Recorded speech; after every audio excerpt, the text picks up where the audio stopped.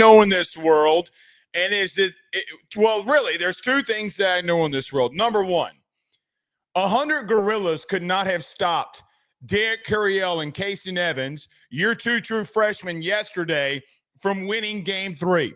100 gorillas could line up in a line. They could go up to Derek Carriel. They could go up to Casey Evans, and they could try to attempt to stop them from winning game 3 against Tennessee at home, sold-out crowd, biggest crowd in Alex Buck's stadium history, and they would not have been able to take on Derek Carriel and Casey Evans.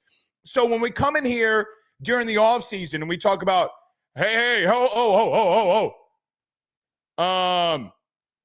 Jay Johnson, even with the departures of the guys in the draft, there's no way that you can't look at what Jay Johnson just pulled off in high school recruiting and say to yourself,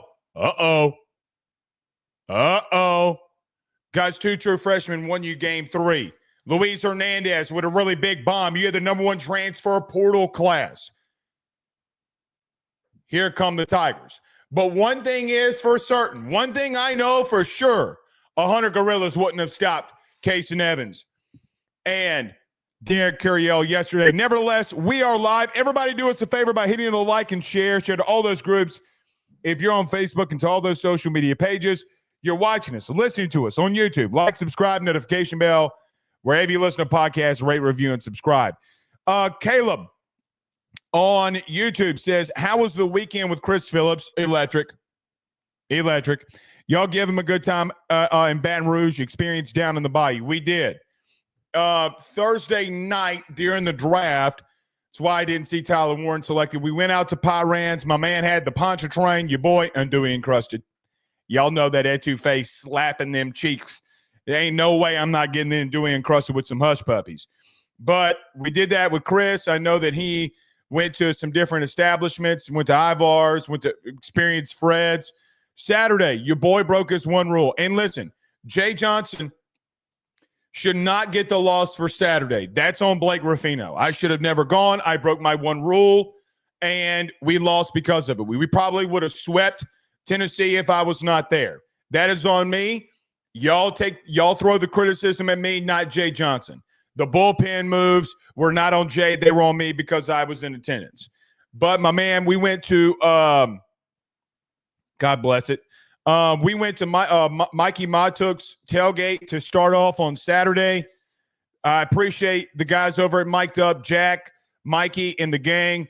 They accepted us with open arms. Absolutely fantastic. And y'all know Matuk and them do fantastic content. So I greatly appreciate them allowing us to hang out with them. Then we went over to, I think it was Cajun Tiger Tailgating, where they had some crawfish, and my man Chris enjoyed the crawfish. Speak of the devil, he's in here. He says, thanks to all those who made our visit in the Bayou so incredible. Hope to see y'all in Omaha here soon. My man, for sure. I talked to Chris before the show. I'm sure he wouldn't mind me saying this. He said he had an electric time. Guys, this place is different. When people say that the Bayou is different, the Bayou is different. Now, somebody needs to buy the man a condo because every time he comes down, the Ole Miss game with Kyron Lacey, 2 walk-offs when you run rule Tennessee, and then Bear Jones on Friday night. And good on him for staying up that late and being in the stadium. Speaking of Tennessee, we're going to break down that series. We'll give you 5 key points, 5 big things that we took away from that. Thursday, we tweeted it out. We came in here on Thursday. If you were here at noon, ain't no way we were losing the series. Guys, it's something in the voodoo, something in the crawfish, something that was going on. I felt it in my bones.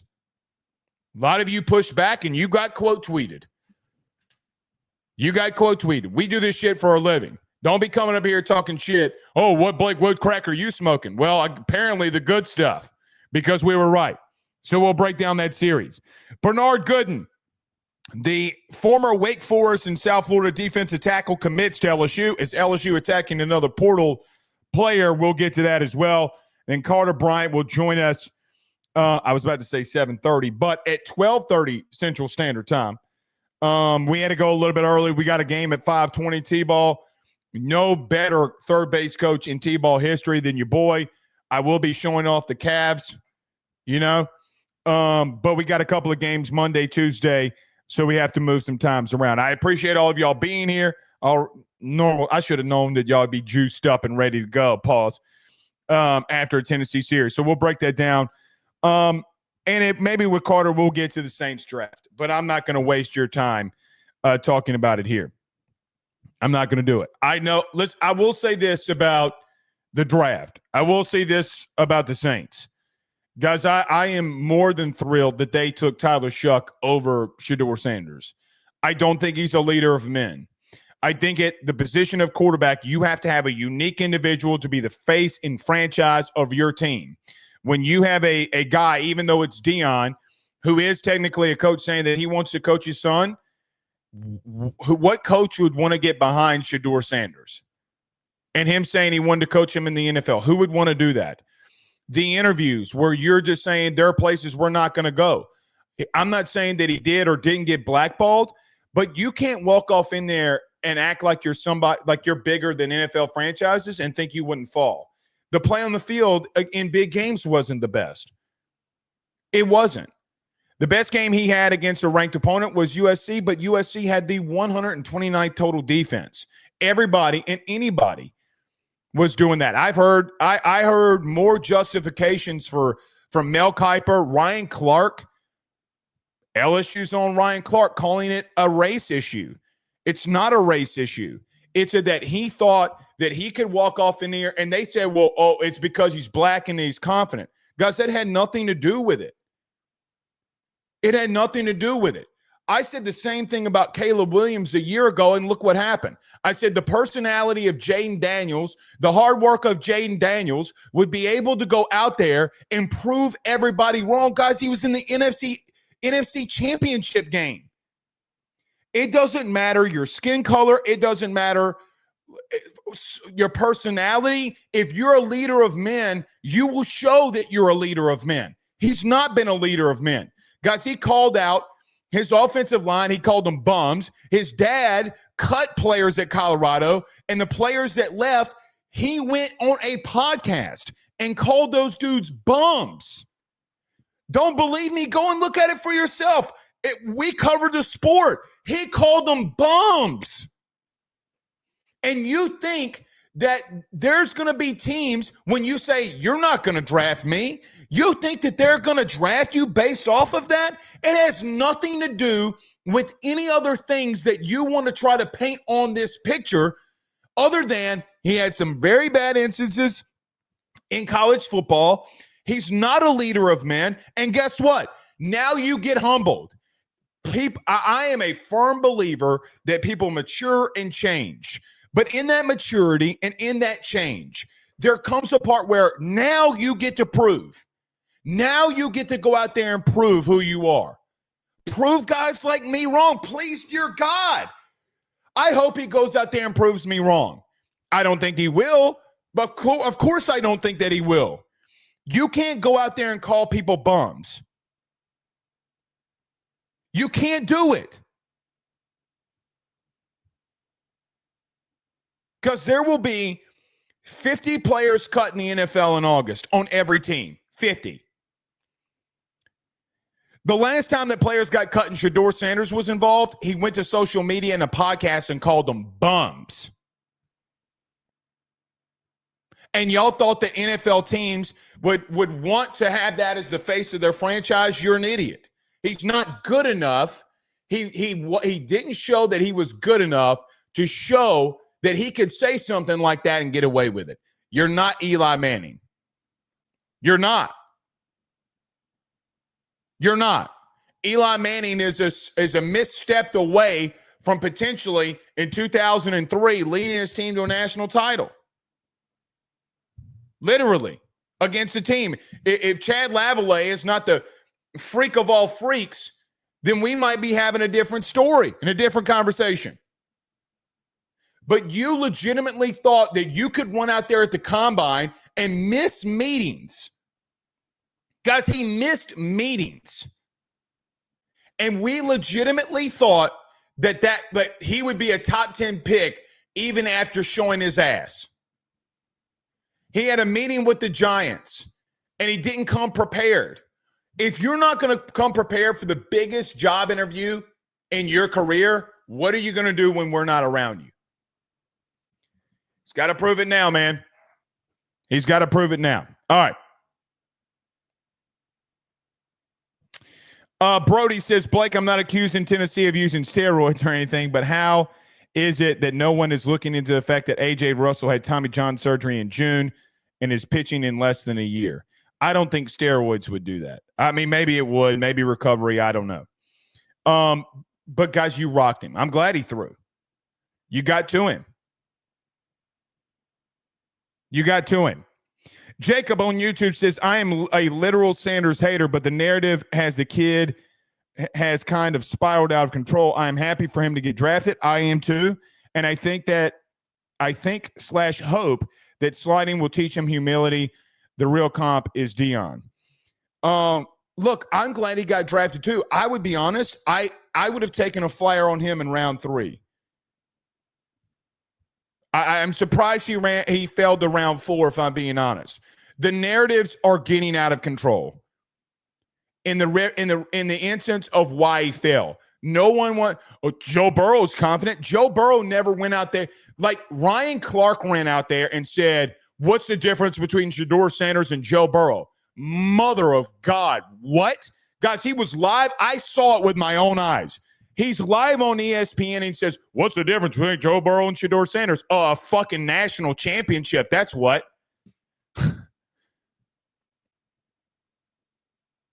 Leading arguably the best college football team of all time. That's what. And Joe Burrow went out and he never called dudes bums. When Burrow had a problem with somebody, he would take it to the practice field and throw hands with Patrick Queen. And then he was a leader of men. Then it was him and Patrick Queen at the end. Hey, dog, I might have not got what you were doing in the beginning. Now I get it. Ask Patrick about it. Ask Pat Queen about it. I know he will say that for a fact. Heard it with my own ears that he said it. Absolutely insane. All right, but in reference to Shuck, I don't think he's as bad as some of you are painting him out to be. All right, let's get moving here. Before we get rolling, need to talk about our good friends over at Kettle.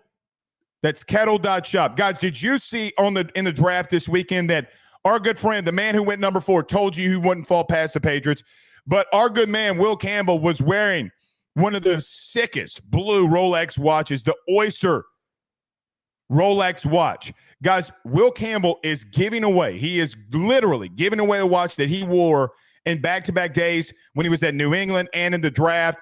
All you got to do to be able for a chance to win that watch or signed helmets or a signed football by your number 7, number 66 too, Will Campbell, is go over to kettle.shop/AYS.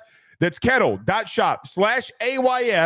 And you can use the promo code, or you can go from there. And every entry that is $10, every entry gives you a chance to win that watch from Will Campbell. Again, we talked about the signed helmets, the football and everything. It's engraved right here if you're watching us on YouTube, Facebook. Get in there today. That's kettle.shop/AYS for your chance to win.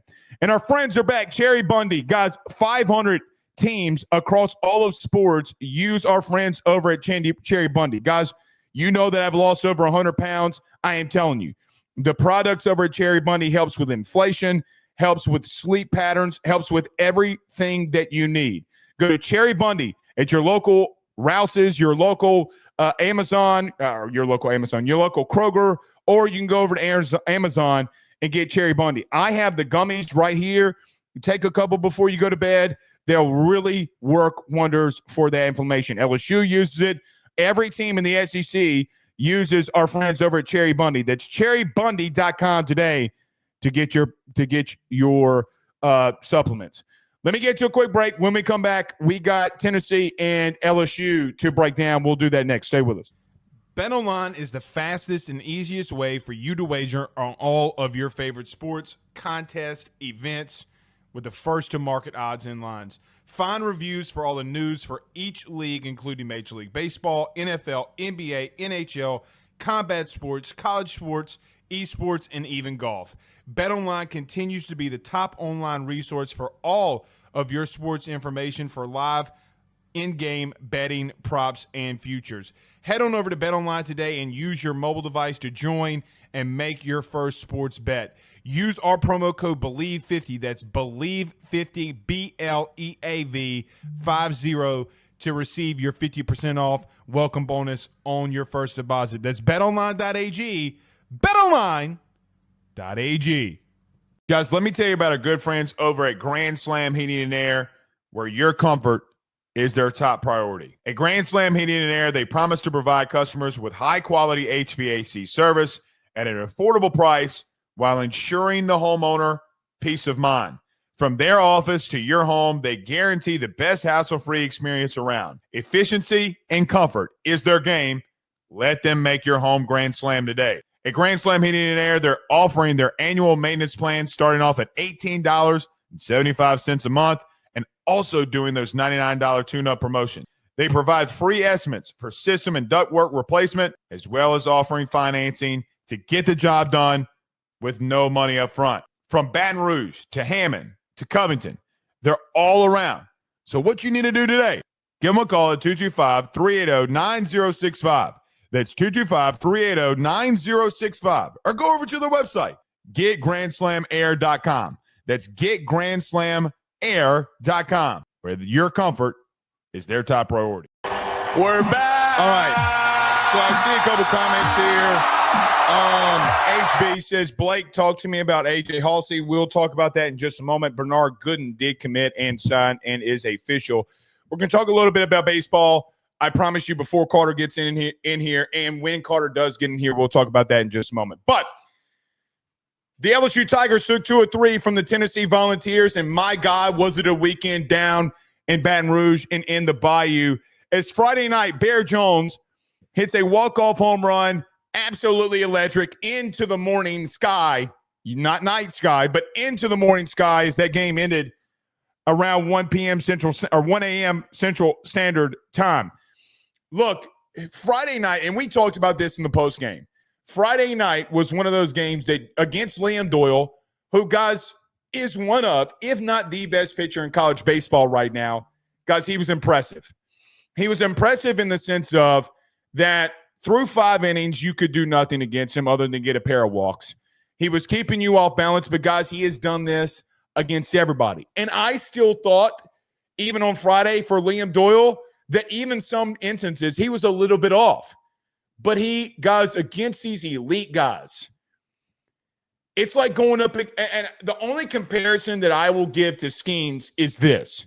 When you go up against a Liam Doyle, when you go up against a Paul Skeens, when you go up against some of these elite dudes, guys, it's going to be hard for everybody. It's going to be hard for everybody. If you went into the weekend thinking that that guy was not going to come into here and absolutely shove, you were crazy. Now, I thought that LSU would be able to get after Marcus Phillips on Saturday, which we'll talk about in a minute, and he didn't. I will tell you about our experience on the game on Saturday, too. The bullpen that he had was elite, and I'll get to that in a moment. But you had arguably the best pitcher in the country that was dealing against you. And, you know, something was very interesting to me in that game. The guy that broke up the no-hitter was the guy that some of you, the vocal minority of you, wanted to be benched, and Bear Jones hits one right back up the middle. And I felt like at the end of that game, at the end of his start, things started to turn for you a little bit. I did think you put some more balls in play. You did hit a lot of fly balls. But this is why this team can be dangerous, meaning LSU. Friday night, when everything else, when you're staring in the face of a game one situation, rain delay, man, you don't want to drop game one like this. Cade Anderson comes out and gives you an absolute gem. You don't want to lose a game like that. You'd never want to lose a game like that. And quite frankly, holding Tennessee in that scenario when you could barely hit to 3 runs on Friday, guys, quite frankly, is highly impressive. But in the bottom of the ninth, something special happened.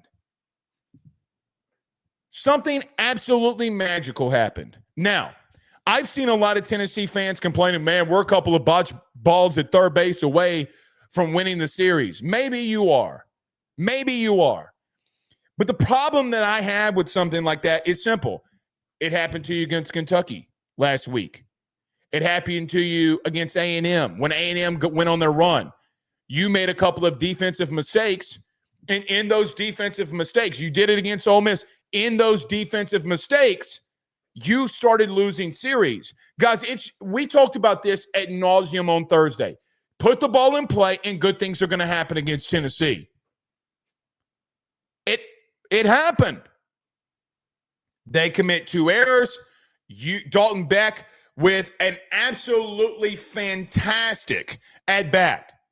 Takes one right back up in the middle. Derek Curiel, who went 7 of 15 this week, by the way, the SEC freshman of the week, gets you a massive base hit. And Derek was, we have this on on all AYS platforms. We cut this, we put it. So if you want to go see it, he talked about the Friday night hit. He goes, look, man, I knew the guy was going to throw me a slider. He threw it right where I thought he was going to throw it. And I got on top of it just enough, hit the ball just enough, and tied the ball game. But you did exactly what you needed to do against that team. Now, next week against A&M and the following week against Arkansas, guys, those plays are being made. And I'm very aware of that. But you did exactly what you needed to do to put pressure on them. And even Tony Vitello, to put pressure on him in the ninth, where he doesn't even go and make a mound visit, which I thought was a massive mistake by Tony Vitello in Tennessee, and LSU scores 6 runs as Bear Jones comes after Curiel and hits a bomb. Sometimes you need a little luck, but sometimes you got to overcome adversity. I compared on Thursday, I compared this series to the Ole Miss game last football season. And I know that the sports are different. Like, I get all of that. It's the vibe. You start putting balls in play. You start making things happen, and great things will happen. Sure, you walked away from it. But sometimes in baseball, you need the momentum. Guys, I think about Auburn a couple of weeks ago when you can't do anything right to take over momentum and take a game there. Auburn's at home, and all the momentum goes to them. The same thing happened to you this weekend. So I'm not going to apologize for that. You did exactly what you needed to do, because Tennessee has been shown and proven that when you put the ball in play, there's a chance that they're going to fumble and bumble and stumble all over it. They did on Friday night. But I do think it's ironic that Bear Jones was the one that sent that thing over the batter's eye. That thing did not go 450 feet. It went over 500. He hit a ball in the deep center field at 405 over the batter's eye. There's no way it's 450. That thing's in the 500s. Missed me with that. 40 feet up in the air, and he cleared it. But Tony Vitello didn't make a move. Vitello did not go out there and try to settle things down in the ninth, and they lost. You were the ones that overcame it. So when you're facing adversity against Auburn, when you're facing adversity this season, remember that moment and remember being able to go out there and do it. And I'll bring up Derek Curiel and something he said about Jay Johnson. But Jay, what a hell of a call on Friday night. Saturday. So, look, we were there. I'm not going to spend a lot of time on the game that you lost. I probably should, but I'm not going to. I got to see Marcus Phillips while we were at the game. I got to see his entire bullpen. And I will give tip of the cap to Marcus Phillips. I was wrong in that I thought that LSU could get after Marcus Phillips. They didn't. Now, they did at the end when Stephen Milam hit a bomb. Michael Braswell, who we'll talk about in just a moment, you hit 2 bombs off of him. But, man, I tell you this. I saw him throw the bullpen before the game. My man was on point. The catcher did not move. His slider and changeup were absolutely disgusting. And I thought that Marcus Phillips showed with that crowd in that environment that he's a dude. Guys, sometimes you just got to tip the cap. when you face elite arms, sometimes things are going to happen. Now, here's what I will say, combining Friday and Saturday. What you would say and what everybody would say is, well, Blake, you know what, man? Their Friday night guy and Saturday night guy shut us down. It's true. That is true. They did. Marcus Phillips and Liam Doyle shut you down. But in one of those games, you still found a way to win. And that's all that matters. It's all that matters. Guys, that's a really good team that you just took 2 or 3 from. Now, I do wonder, and Jay talked about this, what would have happened when the score is 3-2 and if Case and Evans would have come in? Like if the game would have been just 2-2 and you're tied. Jay brought up the point that he would have brought in Case and Evans, that he didn't tell Case and Evans until Sunday morning that he was starting. But if they were tied, what could have happened? Guys, you would have won that game, in my humble opinion, if you don't go to Shores and if you don't do some things that you did out of the bullpen. You're a run away from Jay going out there and trying to win the game on Saturday and it being over. Now, here's the truth. I'm going to take the blame for Saturday. It was Blake Ruffino's fault. It is what it is. I should have never gone. I shouldn't have broke my one rule. It's funny, though. I would have gone – I still would have gone 10 times out of 10 to hang out with my guys, Chris and Joy, and then my girl, Joy. It was a fun time. Guys, an elite team. Let me not say elite. A really good team in Tennessee responded. Guys, we can say whatever we want about Tennessee. We can say whatever we want about Tony Vitello. Guys, they're they're like you. They won the national title a year ago. You are, and the both of you are the teams that won back-to-back national titles. You felt as if, and you knew that at some point that they were going to win one. I never went into this series thinking that you were going to sweep, and good teams in that situation, after what happened on Friday night, they find a way to respond, and they did. Tip of the cap, good on them. But something happened in game 2 that I want to touch on. Stephen Milam, who I still think needs to change a little bit of his approach at the plate, and Michael Braswell hit a bomb along with John Pearson. Because Michael Braswell started something on Saturday. Now, I know that Milam hit the bomb against Marcus Phillips, and I love that. I still think that Milam, who's been hitting the ball very hard in some moments, he's got to change his approach, and we'll talk about that more this week. Because Michael Braswell, when everything was staring him in the face, look, man, we've been rotating people in and out at third. He found a way on Saturday to say, you know what? Boom, bomb. That thing was blasted too. Absolutely blasted. It's my time now. I felt as if from that moment forward that you would respond. You might lose tonight, but come into tomorrow, you're not losing. You're not going to lose the series. Guys are starting to see it better. They're starting to find it. You lost on Saturday mainly due to the fact that you were playing for game 3. You went to some arms out of the bullpen that, quite frankly, we'll talk about later too, that maybe down the stretch could be your downfall. Down the stretch into the season could be your downfall. But I thought things started to go and get better. And it translated into game 3. Because how many times have we talked about this number 1 overall recruiting class? A lot. A lot.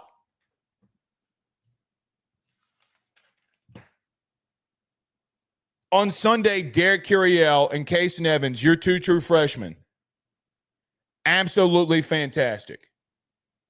Absolutely splendid.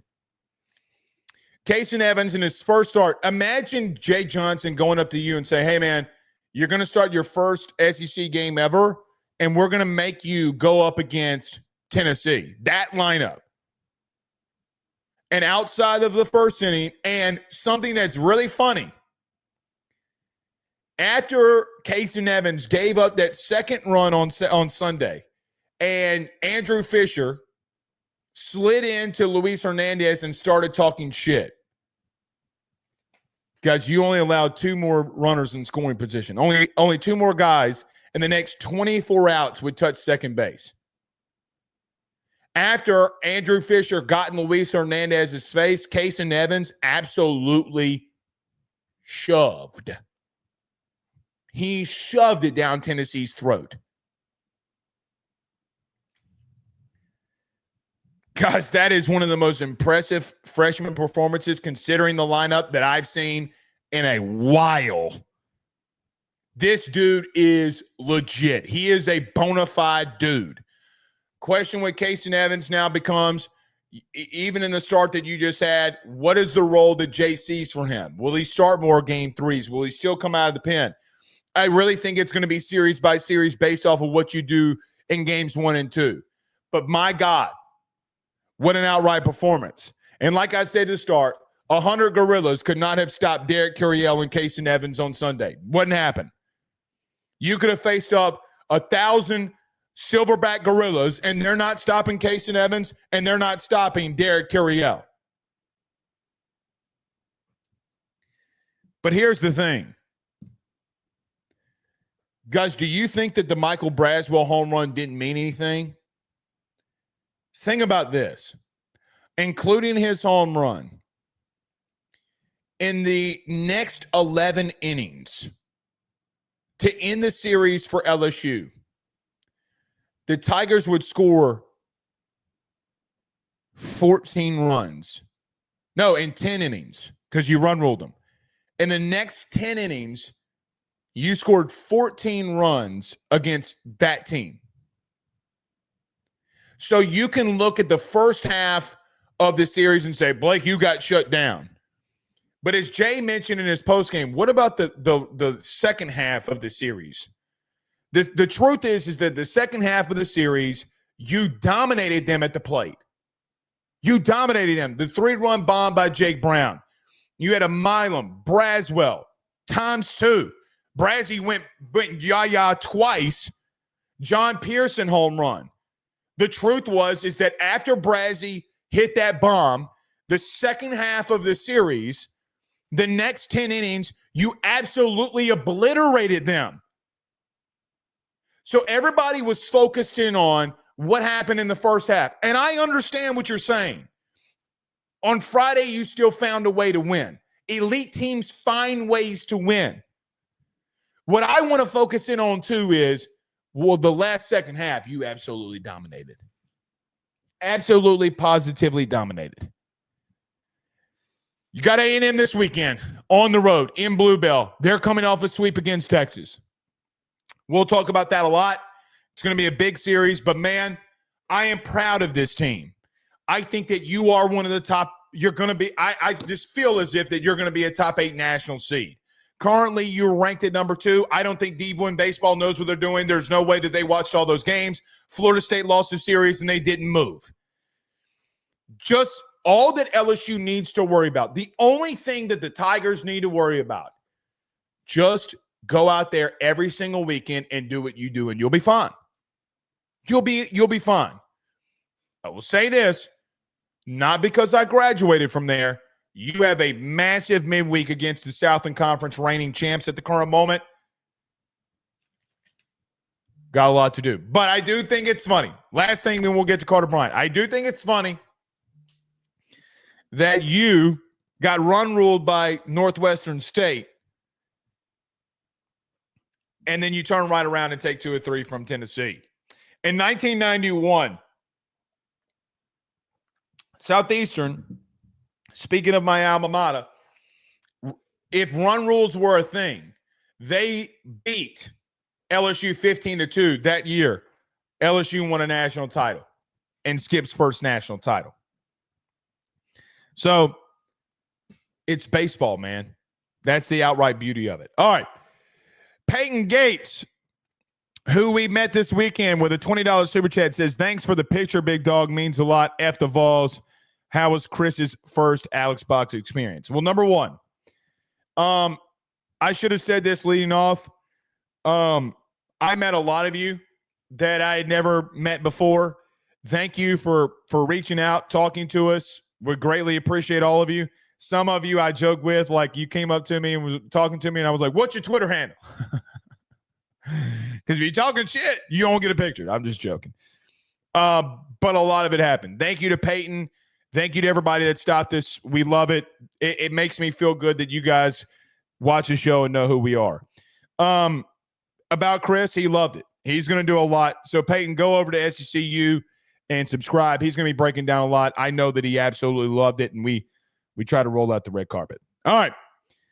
Let me get to a quick break. Carter Bryant. So, look, in reference to Bernard Gooden and A.J. Halsey, we will talk to Carter about that. So, stay with us. Hit the like and share, by the way. Carter Bryant next. Guys, I want to talk to you about our good friends over the Drake Williams Law Firm and Drake Title Company. Are you facing tough times due to an injury from a car accident, navigating the complexities of divorce, or purchasing a new home? At the Drake Williams Law Firm and Drake Title Company, they understand the challenges you're going through, and they are here to help. The lawyer team of Ernie Drake III, Ryan J. Williams, and Summer Vignair, along with Morgan Daniels, have the experience and proven track record to give you that peace of mind. Give them a call today at 985-386-7600. That's 985-386-7600 to schedule a free consultation at their brand new office located in historic downtown Ponchatoula. They're also doing a special, the AYS special. If you're refinancing or closing on a home in Southeast Louisiana, request the Drake Title Company to handle your closing. If you mention Blake Ruffino and AYS, you're going to receive a $400 discount on title fees. Again, give them a call at 985-386-7600. Let them know that Blake Ruffino sent you on by. We're back. Carter, the Power Bryant. Good day, good sir. How are you? Blake out in the public, shaking hands, kissing babies. Mr. Kisses Sweeter Than Tupelo Honey was in the building on Sunday. One of my favorite artists, Tim McGraw. I was like, wow. So I was a country DJ for 5 years, and I always loved Mr. Tim McGraw. Might be You know what they said, huh? You know what the story behind that is, huh? No, I have no idea. No, that's what I was going to ask you. Tim McGraw apparently saw that Blake Ruffino was in town on Saturday, and he was like, well, maybe he's going to be back on Sunday. He was trying to meet me. Yeah, that's what I'm saying, man. I thought that was awesome. It was. That it was there, but I wish y'all could have coalesced. You there Saturday? Oh, I would have brought him on the show and asked him to come on the podcast. Yeah, Tim, hop on. Let's go. I mean, listen, Carter, here's the thing, though. Here's the thing. Gordon McKernan got recognized on Saturday. Tim McGraw was in the building. There were a couple other big names that I saw that was there that don't want people knowing that they were there. There was a who's who. I'll tell you this. I know of a billionaire that graduated from LSU that flew in 20 boosters this weekend. Oh, let's go. Yeah. That's good. Record-setting crowd. You best believe that Jay was running and gunning this weekend. I mean, look, it was I don't remember. There have been massive moments at the box. This one was a little bit different. I mean, you broke the attendance record twice, and you could have broken again on Friday if the weather would have permitted. It's a massive weekend, man. None bigger than this weekend. That Friday night game, I was trying to think of like my 3 favorite LSU baseball games. And like, you got to cut out like postseason. When it comes to regular season games, right. It's up there. And I still can't get over the umpire. I'm glad that what was funny was the interview that Cobble from SEC Network clipped out. Michael Cobble, WBRZ, shared the clip. I like that Bear Jones just brought it up himself. They didn't ask him directly about it. I'm glad Bear Jones told that umpire who was boss, because, man, if you hit a walk-off, let the kid enjoy it. I mean, the only thing is like, I understand if Bear Jones would have pointed or would have bat flipped or like would have been in like their face, that would have been one thing. He's standing there, right? Like, I mean, are we going to act like Tennessee doesn't try to do shit like that too? Oh, dude, they're the worst culprits. I mean, And this is what I would say, and I understand I'm a big supporter of the Vols with all the stuff I do for them on Power Hour SEC. Don't care about their baseball team really at all. What I would say though is I do like that they are leaning into being the assholes in the SEC. Oh, they don't care. They don't I care. lean Right. into it. Lean into it because that's going to grow the game. That gets a lot of people that are kind of on the fence about watching a college baseball game. Like as you know, I don't watch every pitch of every game like you do. I do. Yeah. And Carter, I've probably watched almost close to every pitch this year. Right. I watched. This was the most of an LSU series that I watched, not just because of it being a big series, but because it's Tennessee. I like the fact that there is tension with every team, and dude, Arkansas fans hate them in baseball. Everybody does. Kentucky, I just like that in SEC baseball, these teams genuinely don't like each other, and it's cool that this happened the same weekend of the Texas A&M series, where those two programs. Dude, think about this. That series happened, and the biggest ratings in college baseball this year. I talked to somebody at ESPN, and so I went to Matuk's tailgate. And I greatly appreciate them having us. It was fantastic. I saw somebody when we were walking back, and the dude told me, he's like, bro, you do know that like even Friday night and even Saturday, like is going to shatter their viewership of anything that happened this year in college baseball. Like, wow. I think that they're going to push 2 million on Saturday and close to over 1 million on Sunday. That's crazy. Right. Especially considering, all the, I'm an NFL draft guy. So it's hard for me to get my eyes off the. I would not be shocked if LSU and Tennessee. I wouldn't be shocked if they had just as many eyeballs baseball wise as what the draft did on Saturday. Oh, I don't know. They did. I'm telling you, dude, that would be nuts. That would be nuts. Watch the numbers gonna come out, and you're gonna be like, what? Dude, and that's what's crazy is like. I that's why I'm very bullish on the future of college baseball, because ESPN has a real reason to push the sport. They have near autonomy. And they got rid of Major League Baseball because of it. Right. I do think. I mean, look, the biggest baseball game this weekend was in a college football stadium of a not real baseball game. The bananas and the animals. So there's room for a non-MLB product to continue to grow, and I'm glad LSU baseball is at the forefront of it. All right, let's get to it. I want to go LSU stuff first before we get to Saints and Shador, because I think we got a lot to talk about. But Bernard Gooden, he had 35 tackles last year. Wake Forest and South Florida defensive tackle had 35 tackles, 10 tackles for loss last year. That's a lot. We need to talk on that.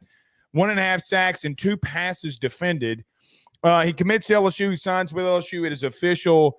Your thoughts of LSU adding Bernard Gooden? Yeah, first off, shout out to Bernard for joining a room where there's real competition. I like the fact that, of course, there's incentives for him to come here, but he's not afraid of joining a room that has a lot of returnees, a lot of transfers that are mixed in there. So shout out to that young man for saying, look, I'm willing to compete and play for one of the biggest defensive line brands in the country. Also, behind the scenes, LSU felt a gazillion% certain that he was going to come. I mean, they did a good job recruiting the young man who had a lot of suitors. And Blake Ole Miss was after him. Miami was after him. Yeah. And the most important thing is he's good. He's just a good football player. It's important to know what he is and what he isn't. He's not, a Sadir Mitchell type A-gap player. He is more of he's the complete opposite. Right. He's an outside the shoulder 3-tech type of playmaker. But, versus Miami, I did see him make a few plays versus double teams. In particular, later in that game, he had a few good tackles on Damian Martinez. And that might not an easy running back to bring down either. Right. He might be the most difficult running back for a defensive tackle to bring down because he's a freaking load. He's 45 pounds. So I really liked watching him. I thought the Miami game was good because that was the game versus the best competition that he played. You might disagree. I thought I thought the best competition that he personally played was South Florida, was Bama, and he went up against Tyler Booker, and it was not pretty. right. But that was from 2 years ago. But 2 years. I mean, he was injured, he was hurt. I mean, like, I don't know how much we want to go into that. I'm not a player that's hurt that misses part of the season. I don't know how much I want to really dive into that because I don't think that's fair to the kid, right? Like, I don't think it's fair to him at all. But the Miami game, I agree with you. There was a couple of, I think, 2 tackles for a loss. A really nice game. Yeah. And anyone could just go watch the game for yourself and come to your own conclusions. I thought it was fine. But it's also one of those things where even with him coming in, you really need either one of these 2 players to take that next step. Ahmad Bro and Dominic McKinley. You need one of those 2 guys because you could feel comfortable about Guillory coming in and being somewhat decent of a player. But it would be nice if one of those 2 guys steps in and becomes a next level player because they only played as true freshmen last year. And normally the biggest jumps you see from special college football players is from year 1 to year 2, especially if you played a lot in year 1. So hopefully one of those guys can step up alongside him. And I'm excited that there's more competition in that room to push Kyle Williams in this defensive tackle room to being one of the better ones in the SEC. They got a lot of – this is what I think about the DT room with him. Now, there's 2 things that I wanted to say before you came on here. I'll just say it here because we were unable to get to the segment. I hope that people don't look at him as the savior of the DT room. I think that it would be very easy to say we're bringing this kid in. We really need him to explode, right? Like, we need him to take a massive leap. Like those 10.5 tackles for loss that he had a year ago, we need that. Now, the thing is that I'm not sure that he's going to get that as many reps to be able to get that chance. Yeah. But at the same time, this is why I like the move. I like the move because, Carter, you and I have talked about, and we've basically said, and I had thought, like, look, they're going to go after a defensive tackle whether you like it or not. I mean, I would rather have looked at Murad Watson a little bit closer and gotten into those sweepstakes. If you miss, you miss. I don't hate this move with Bernard. The thing that is so intriguing with me is I don't know who your starting DTs are, if you even have 2 that are set. I think he can come in here and compete, and quite frankly, of all of the defensive line room, the edge or DTs, Carter, I still think it's all up in the air because you had 4 edges that you rotated in with the ones. I don't think outside of Shador Mitchell, who's not a 3-down player, I don't think that you have starters there. I think he can come in, and if he competes, then he can win that job. But you also have a lot of depth and talent. Now, Dylan Battle left. He's in the portal. It is what it is. The kid came – I don't hate – look, Dylan Battle came to play for Bo. Yeah. Bo's not here. It's not fair to that kid. So I don't know what I get from Bernard Gooden. The 10.5 tackles for a loss really intrigue me. Can you do that in SEC play will be the big deal. And see, here's the thing, Carter, that I throw your way. The problem that LSU did have a year ago and what they've had in the entirety of the Brian Kelly era is that per SEC loss, they're giving up 250 yards on the ground. The dude's 6'1", 280. And when you say stuff like that, you do get Shador Mitchell and you get him.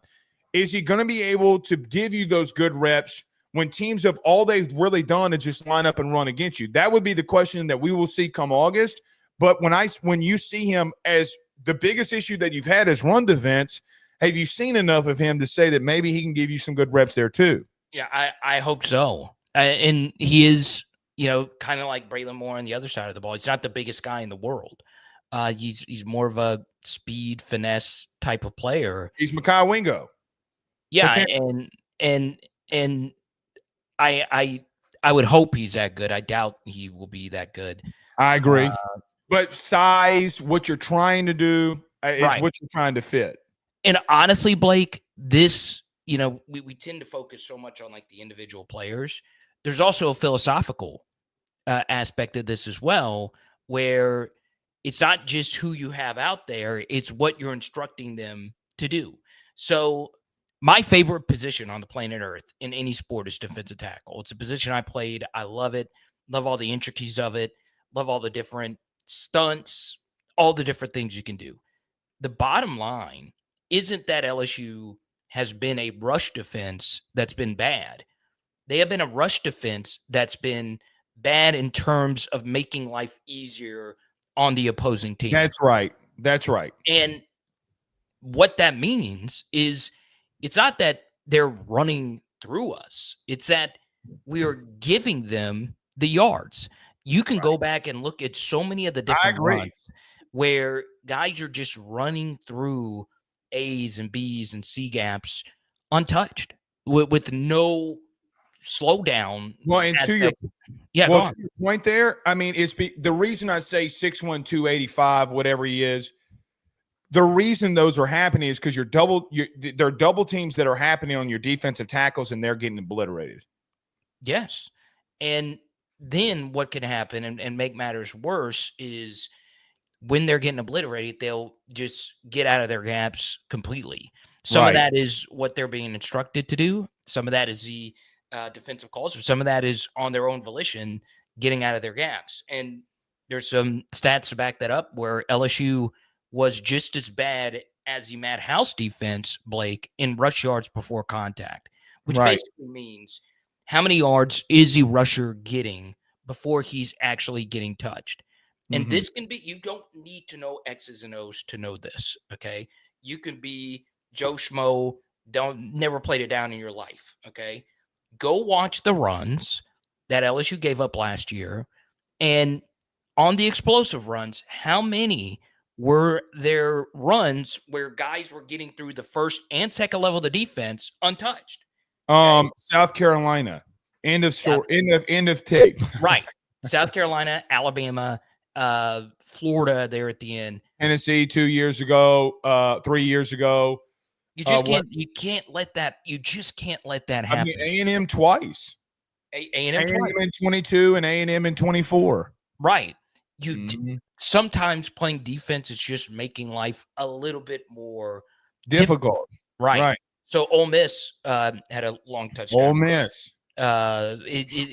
You've got to get better at rush yards before contact. So yes, it is nice to have another body in there, but philosophically, we need to play more sound up the middle. All right, we have a super chat here from our good friend Jackie Harris with a $2 super chat. It says Halsey could be that star on the LSU Christmas tree.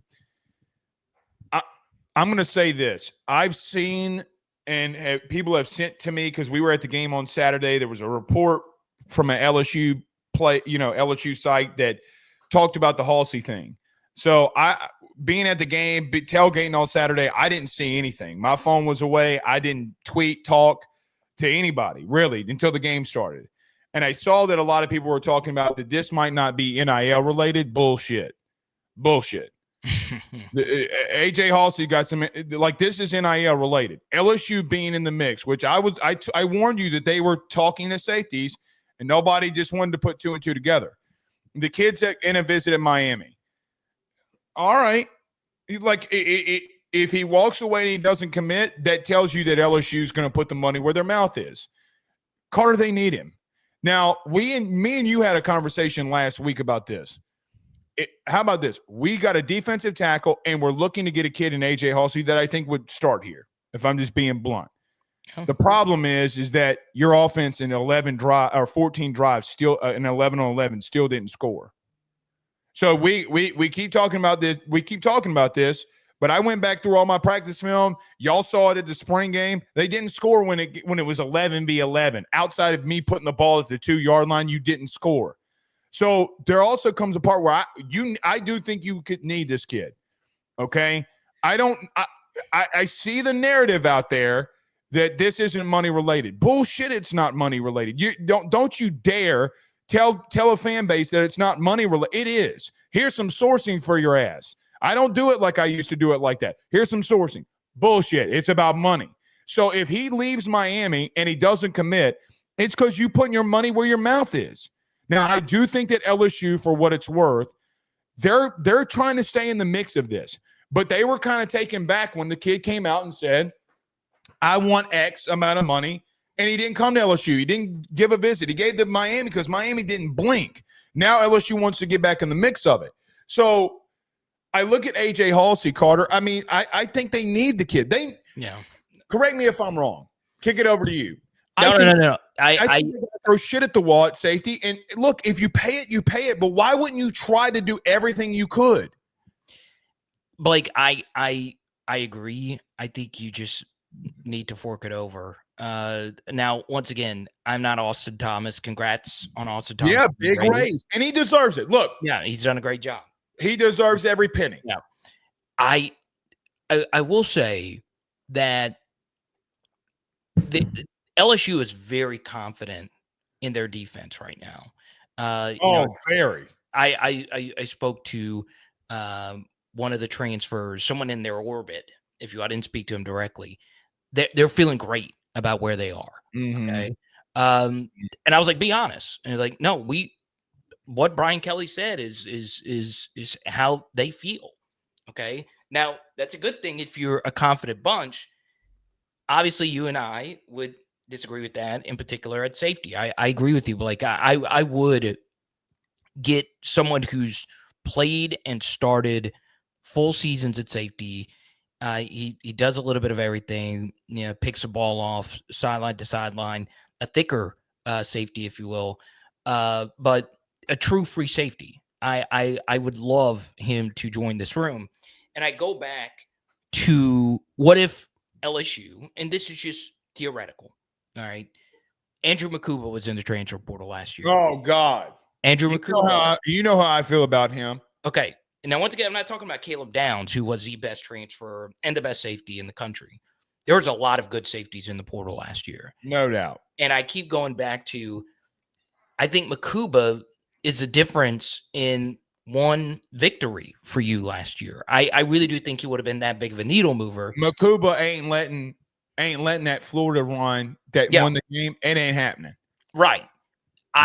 And Texas paid him with him knowing that he might not have started. Derek Williams went down and that opened up that many more snaps for him. And he gets drafted in the second round of the Philadelphia Eagles. That one player moves the needle for you, I feel, by that much. Now, I know a lot of fans would say, well, Carter, it's just one win. I was like, there's only 12 games you play every season, right? I think LSU wins at least one extra game if they would have gotten him. And I think you win US. I think he's such a difference maker based off of what we saw at Texas. Carter, if we're just going to call a spade, he could single-handedly almost damn near come close to helping you win against USC. People forget he picked off Sam Leavitt to win the playoff game against Arizona State. He was the one that had to pick. So, to your point, though, Makuba would come down in the box and light your ass up. That's another thing that LSU's been missing. Name a time that a safety would come down and run game and knock your block off. There is nobody on this team right now that has shown that they will come down in the box and light your ass up. And quite frankly, that is what defense is. Do you remember who was with Sunday Night Lights or Sunday Night whatever it was? What was his name? Oh, come on. The Swamp, baby. The Swamp. I know, but it's the Swamp. You got to know that you can't bring up a Swamp. I know. All he does is go to the Zurich Classic every year. Who was the guy that was with him? It was Chris Berman. And Chris Tom Berman. Jackson. Who was Tom Jackson? Tom Jackson. Yes. You remember the great quote by Tom Jackson that said, "If you play defense, the way that you play defense is you risk your body to hurt the other opponent." Yeah. We don't have that. You got a kamikaze. No business. 100%, 1,000%. They got to find that. So I don't know if Halsey's here, but we'll see. All right, last thing before we get you out of here, because I got to roll. Shador Sanders falls. Blake, I have never, in my life, seen more collective outrage over an individual than Shador Sanders. I see so many people trying to turn this into something that it's not. I mean, Okay. Ryan Clark said it was because he was black. Oh my God. Is there real? Who was the number 1 pick? Cam Ward. What is he? I would guess he's black. I would guess. I would guess. I mean, come on. The first quarterback selected last year, the 2nd overall pick last year. Like, this has nothing to do with that, brother. Yeah. And is there still like some racism at the quarterback position? Maybe maybe some. Maybe at the lower levels. But I don't see it. And in particular with Shador, what makes it so fascinating was NFL teams are big on culture. You hear that all the time, culture. When Shador in interviews and his own dad was saying, hey, we're going to dictate where we go. We're going to go in and reset the culture. I'm like, what? Are you kidding me? And you didn't work out in any of the camps, Shrine Bowls, Senior Bowls, Bowls. You didn't do any of it. Okay. And then you're not that good. I don't think people quite grasp that Shador was obviously a fine college quarterback. He should have been drafted higher than what he was drafted. I agree with that. But you know, Blake, I did an NFL video based on his first year Colorado tape. I was like, I wouldn't draft him at all. And then this past year was better, but like he takes such bad sacks, like 12-yard sacks. Not a plus athlete. You know, if you're one of those guys that doesn't play on time all the time, which is, you know, his game, you better make up for it in other ways. And he doesn't. Okay. So outside of everything else that was around him, it's nuts to me that people had this collective outrage. Now, that doesn't absolve the New Orleans Saints for taking Tyler Shuck in the 2nd round. That doesn't absolve, all these other quarterbacks in this draft class. Blake, I honestly thought Cam Ward was the only quarterback that I would have spent a top 3 round pick on. I didn't necessarily disagree with you there. I will say the outrage on Tyler Shuck is this is what I say about NFL draft people. Thank you for confirming to me that you don't really watch. Oh, so you like Shuck? I'm not going to go say that I like him. Okay. However, shit, that mother trucker made some throws, some big time throw. Carter, he's the 2nd fastest quarterback in this draft class per time. Like, he beat Jackson Dart, he beat all of them. Go watch the Notre Dame film, dude. He made some, brother. And listen, both of his top wide receivers who got drafted, gone. 3 offensive linemen in that game, gone. He had one of the best freshman running backs in the country. He got nicked up. And quite frankly, Notre Dame is about to get tied up on again because he made an absolutely, by the way, got targeted. I don't mind the injury thing because a collarbone's a collarbone and a leg is a leg. He got rolled up on. It was nasty. He's one of the best throwers in this draft. I don't mind it, but I don't know if I'd go a 2nd round pick on him. I don't know if I go 2nd round. I understand what you're saying. I don't know if I go there. So I will say any quarterback that beats Clemson in Clemson has my respect and made some serious throws. He outdueled Cade Klubnik. Yeah. I don't think he's bad. I like, drafting for I would have taken him in the 3rd. He would have been there. Oh, I don't know. After him, name the quarterback that got selected. Okay. Do you think the Browns would have taken Dylan Gabriel over Tyler Shuck? No, but that was what. No, I don't know that. Yeah, I think the Browns would have taken Shuck over Dylan Gabriel. Look, I heard that Jimmy. Last thing, I do got to go. I heard Jimmy Haslam was the one that told him to do it. It's the only thing that makes sense, right? Because their draft plan made no sense. That makes none of what they did would make sense. The only time that I've ever seen this happen was the the RG3 Kirk Cousins thing. But this is it's also right. Like, Completely different. Yeah, completely different. All right. Buddy, thank you so much. We'll talk soon. All right, buddy. Cheers. That's Carter the Power Bryant. Always fantastic. We're out of here with him. I got to roll. We got some things to do. Until tomorrow, we'll see you soon. You have a good night. Peace.